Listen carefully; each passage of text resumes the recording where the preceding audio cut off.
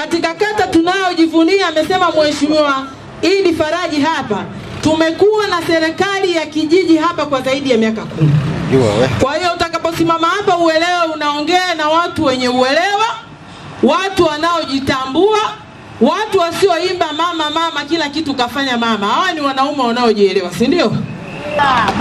Si ndio? Si uko upande wa Lissu. Tuachana mambo ya ulojo huko. Simama kiumeni. Kwa hiyo kata hii ni kati ya kata ambazo tunajivunia sana. Kwa hiyo utakaposimama hapa uelewe tu wananchi hawa pamoja na changamoto zote za CCM bado ni kata inayotuunga mkono sana. Na niwapongeze viongozi wangu wa jimbo kwa maandalizi makubwa ya mkutano huu ambao mmeuandaa. Sasa waheshimiwa wangu, wageni mlioko meza kuu, especially wageni wangu ambao mmetoka mkoa wa Mbeya, nataka niongee mambo machache kwa utangulizi. Mkoa wetu huu wa Katavi kuna mambo machache ambayo leo hii kama wananchi hawa wangeamua kufanya maamuzi, huu mkoa wa Katavi tungekuwa na wabunge wasiopungua 5, wabunge wa upinzani na sio wabunge wa CCM walioletwa na mama. Tuna changamoto nyingi ambazo kimsingi juzi nilipokuwa kwenye kata ya Kakese niliwaeleza na wananchi wakaniuliza maswali. Mheshimiwa, kwa nini hamkuingia kwenye uchaguzi? Sasa nataka niende huko niwaeleze kwa nini hatukuingia kwenye uchaguzi na kwa nini tuna maisha haya, pamoja na kwamba tuna kila kitu tunachostahili kukipata. Tuwe na maisha bora, lakini tuna maisha magumu. Mkoa wetu wa Katavi ni kati ya mkoa ile top 10. Yaani mkoa wetu wa Katavi ni mkoa wa 3 kutoka chini ambao unaongoza kwa umasikini, japokuwa tunalima sana. 80% ya watu wa mkoa wa Katavi ni watu wanalima katika mazingira magumu sana. Nikawaambia uchaguzi ambao siku zote mmekuwa mnaona tunaingia tunanyang'anywa, tunashinda, tutangazwe, viongozi watu wamesema hapa, tunapoteza rasilimali, tunaumizwa, tunatekwa, tunasumbuliwa na polisi, baadhi ya polisi wanaotumika na jeshi hili kwa unyama.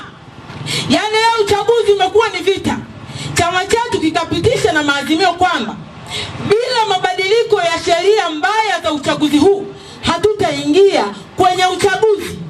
Kwa hatukuingia kwenye uchaguzi kutokana na mazingira mlioyaona. Siku ya uchaguzi inakuwa kama ni siku ya vita. Kwa Chadema tukasema hatutaingia kwenye uchaguzi kwa njia hii ya umwagaji wa damu. Leo tunawaambia msiendelee kuiunga mkono CCM ya Mama Samia kwa sababu waliingia madarakani kwa damu. Kuna ndugu zetu walikufa tarehe 29 mpaka leo hakuna familia ambayo haijaguswa na maumivu ya serikali ya Samia. Kuna ndugu zetu wametekwa mpaka leo tunaongelea watu mbalimbali. Hata mkuu huu wa Katavi ameongea, mgombero hapa alitekwa na serikali hii kwa sababu ya siasa. Tulikataa kuingia kwenye uchaguzi kwa sababu uchaguzi huu hakuna haki, hautendi haki, sheria hazifuatwi, hakuna tume huru ya uchaguzi, lakini pia hatuna katiba mpya. Kwa hiyo mimi leo kama mwenyekiti nimekuja kutengeneza njia. Chama chetu tuna operation ya katiba mpya free Tundu Lissu. Kwa hiyo mimi nimekuja kutengeneza njia. Tuna operation kwenye taifa letu na kwenye nchi hii. Mmeona viongozi wetu wa kitaifa wanapita huko. Tunahitaji katiba mpya ili tupate tume huru ya uchaguzi, taifa hili liwe na haki. Mtu akishinda sio kwa sababu ameua watu au amemwaga damu, ameteka watu, ametisha watu ndio akaingia bungeni. Na sisi 2025 tuliwaambia hatutakuwa na furaha kuingia bungeni watu wakiwa wamekufa. Lakini leo mama yuko pale anacheka. Kuna watu hawaelewi hata watoto wao wako wapi, miili yao inavuja damu, watu hawajazika. wanazika watoto wao, serikali inasema tunachapa kazi. Sasa nataka kuambia, operation hii ya Free Tundu Lissu, katiba mpya ni operation serious.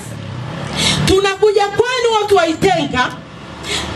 Mheshimiwa Heche pamoja na timu yake watapita katika jimbo hili, na mimi ni waahidi, nimepita kusafisha njia. Mheshimiwa Heche atakuja kuendelea kuweka hamasa hapa, na kama viongozi wetu walivyotoa matamko mbalimbali, tutakuwa na maandamano nchi nzima, maandamano ya kudai katiba mpya, tume huru ya uchaguzi, na kushinikiza serikali hii ya Samia imwachie Tundu Lissu, sio uhaini. Na tuko serious. Na mimi niseme mbele hapa, ninajua kuna chawa mko hapa, sijui ni chawa wa DC, wa RC, sijui usalama wa taifa. Sikiliza, wananchi hawa ndio walipa kodi wa mwisho. Wananchi hawa ndio walipa kodi wa mwisho, lakini leo ukiongea kwenye mkoa huu wa Katavi, barabara hizi za ovyo. Hospitalini kwenye mkoa wetu, Mheshimiwa Mwabigija na Mheshimiwa Ntojofu, kuna mama anaweza kufa, yani ukosefu wa damu. Kama walivyosema hapa viongozi, kadi zinauzwa, mtoto chini ya miaka 5 unatakiwa ulipe hela. Sawa, matumizi mabaya ya fedha. Lakini leo anakuja mkurugenzi hapa na DC wanacheka tu. Mtu anaendesha gari ya milioni 200, gari ya milioni 600, alafu anakuja hapa anawachangisha michango, mnatumiwa na hao watendaji na wenye viti tu vijiji na vitongoji kuwachangisha pesa, na wao wanakula. Mimi nimeona na Msukuma, ndugu zangu, hivi mtu anakula hela yako kizembe tu, yani mnamwachaje? Leo tusingekuwa tunaongea bali kwamba umetuchangisha. Wewe mtendaji, mwenyekiti wa kijiji, tumechanga mwaka uliopita, tumekupa 18,000 kila kaya. 2020 sina kaweka tu chini ya ulinzi. Michango yetu iko wapi? Yani kuna mambo mengine tunatakiwa tu mnaita jeshi la polisi, watu wameshaandamana, biashara imeshaisha, basi kila mtu ana shida zake, au vipi? Mambo mengine siwezi kuwaeleza. Sinaelewa namna kulinda mali zenu. Haiwezekani miaka 62 ya uhuru tunaongelea kuibiwa pesa zetu, tunanyonywa na serikali ya mama, lakini leo matumizi makubwa ya serikali. Mtoto wa rais anamiliki gari ya bilioni 3, halafu unakuja hapa unaanza kukimbizwa na kamgambo. Kweli? Yes, mimi ni nyinyi ni shemeji zangu, au sio? Wasukuma wanafanya kazi bwana. Yani katendaji kana kukimbiza, unaama familia.